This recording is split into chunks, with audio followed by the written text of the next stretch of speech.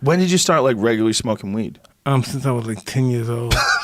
The whole time you were fighting, you were regularly smoking weed? Well, you know, when you're a kid, your mother gives you liquor and marijuana for you, make you think that you're going to go to sleep or something, yeah. Really? Yeah. That never happened in my house. Never, yeah. No, my mother was alcoholic and stuff. Damn, that's harsh.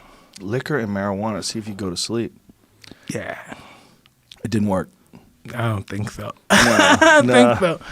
Do you, what benefits do you get out of marijuana? Like, what does it do for you? Hey, man, if I didn't, I'd have a bad day. Yeah, I'm a really moody guy without it.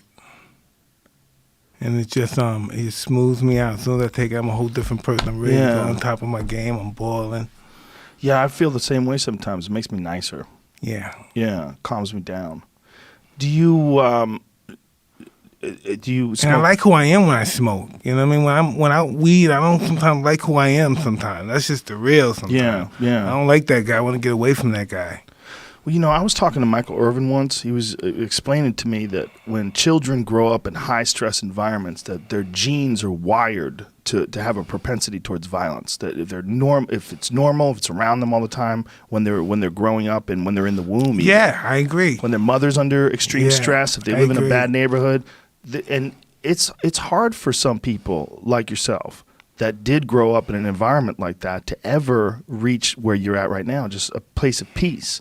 And if you can do that through marijuana or whatever it is, yoga, meditation, whatever you do to get there, like we should be happy that you can get there. That's what we want. Listen, I am so grateful that I embarked on this. You know, I've never been a person to this at this magnitude, at this kind of relaxation, or just enjoying my time with you. I was very uptight. I was very uncomfortable with myself. Did you feel any better after you worked out when you were young like that? Absolutely, but my works out. You know what?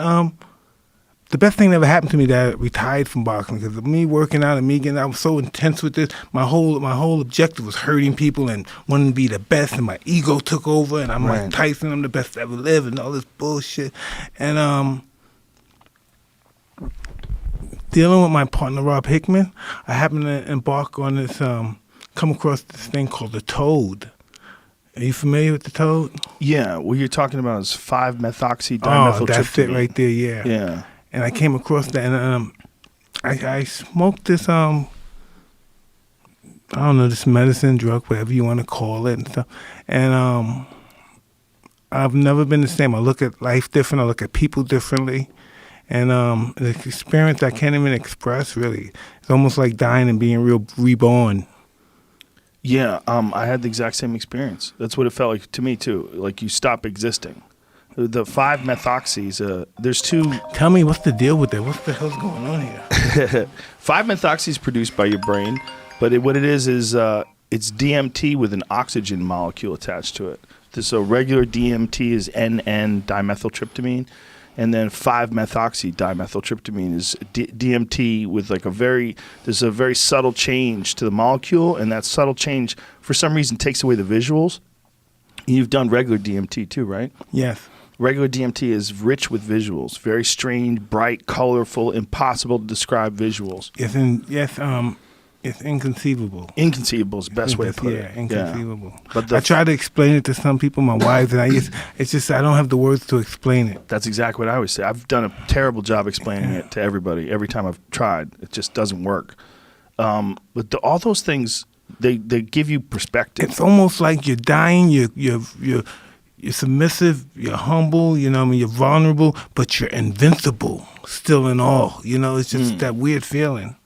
Well, you feel like you're part of the universe. When you're separate from your ego, you realize this whole thing, you're a part of this whole thing, and this whole thing is unstoppable. It's a gigantic, huge, all-encompassing, almost like a living thing. Life. You know, Joan, this is what I also realized, too, after going through that experience. You realize how insignificant you are sometimes without your ego. Yes. You know, you realize, wow, you're not really much that you really thought you were.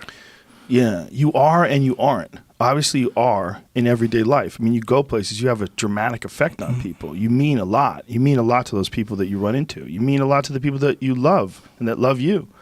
But we all do, and it's all relative. No one is irreplaceable, but everyone is special to someone or something, and at least to themselves. but we're all the same. We're all a part of this weird, crazy, gigantic organism that's the human race.